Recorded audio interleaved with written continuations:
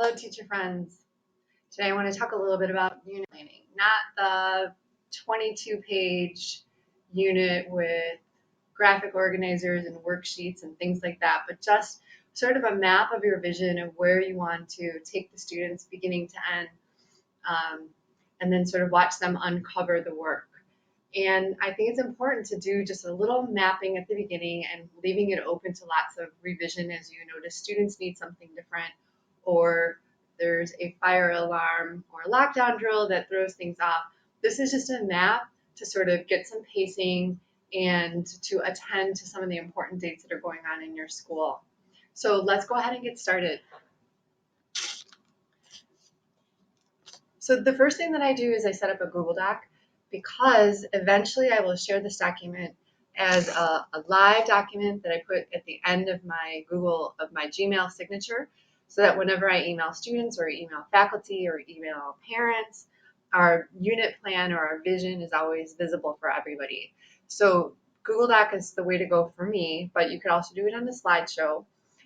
And then on a slideshow, you can also turn it into an image that you can share or post on Instagram or something. So here I am on my fresh Google Doc for a unit plan. And the first thing I like to do is go to page setup and change it to landscape. And then I change the margins to like almost as small as possible so that I can have lots of space to make notes.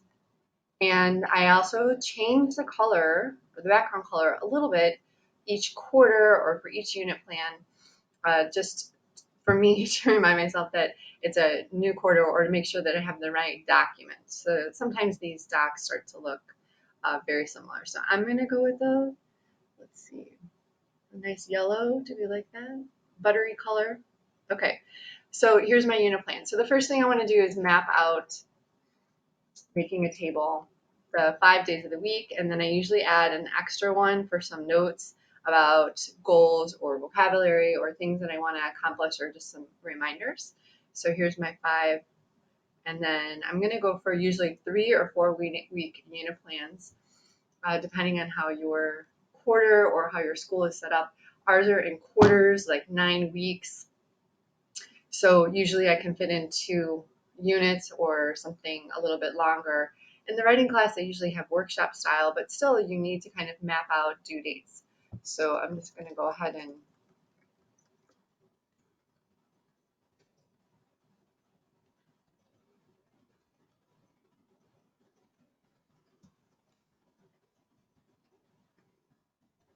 can you see I have Blackhawk shirt on? Are they doing well? Okay, so here's my 3-week unit plan. I'm actually going to add 1 more week.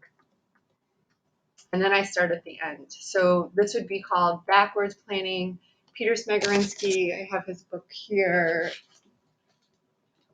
Okay, I just heard that an updated version is coming out with 25% new material that Mr. Smagorinsky is working on. But in his book, he talks about, teaching English by design and backward planning. And there's some other people that also work with backward planning and design. So it's helpful to think at the end and then kind of goes backwards sometimes, at least for me.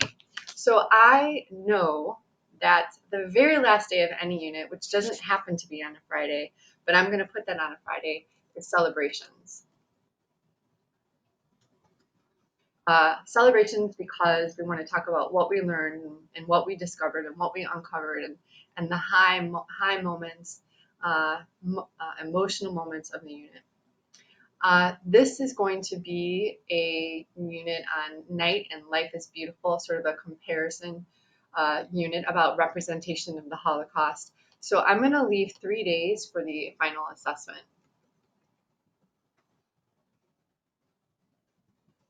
And this is going to be helping them work through comparing the representation of Holocaust,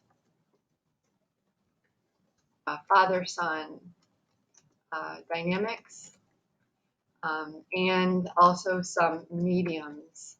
So comparing memoir and film. So those are sort of the big ideas for the unit. And that will be the assessment. I leave 3 days for the assessment so that there's plenty of time for students to, uh, for me to give feedback while the students are taking the test, and if anyone's absent or people need more time. And this just gives us a little bit of space to leave 3 days for assessment. So, of course, the day before might be a review or some sort of summary of the topics to review. So that's the whole last week is assessment, which leaves us then 3 weeks. I want to start with the film, Life is Beautiful. So before we start watching the film, I'm going to have to do some film vocabulary. So those are probably 1 or 2 days of film vocabulary.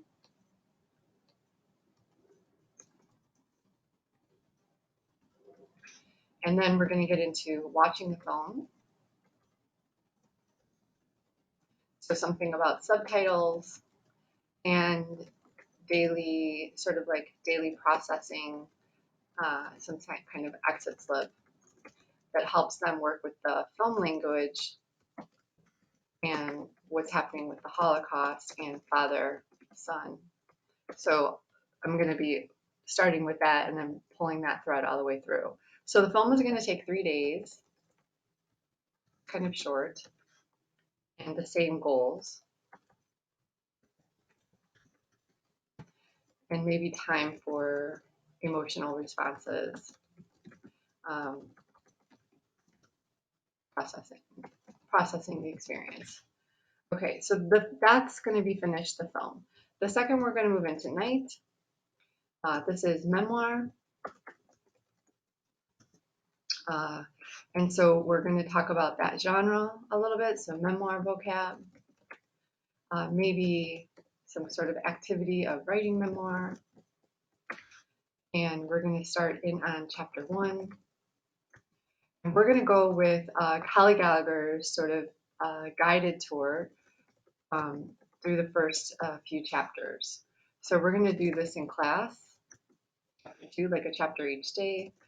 Chapter 3, chapter 4, all together.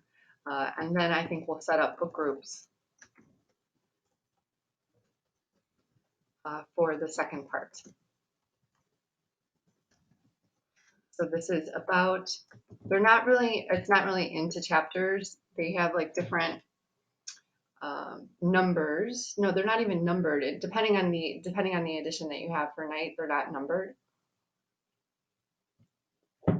So you might just do it by, half the book, about 50 pages or something like that total.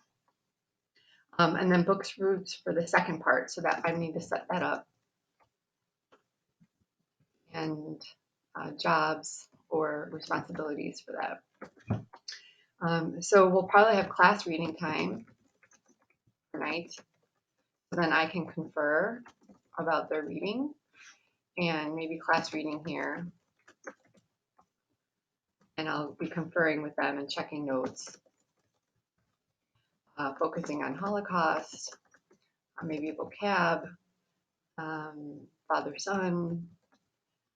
Maybe it would be helpful to have some sort of video or mini lesson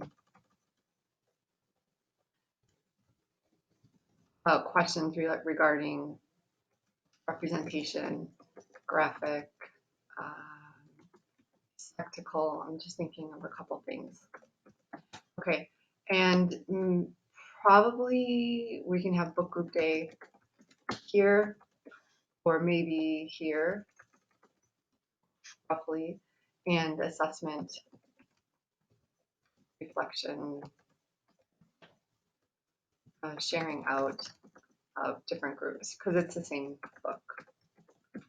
And we'll leave this last day kind of open for that and maybe some sort of comparison activity or something like that. Okay, so I just sort of mapped out my big picture plan, and then I got to go back in and find the mini lessons and the vocabulary and the really brilliant activities that I would like to use. So this document becomes shareable.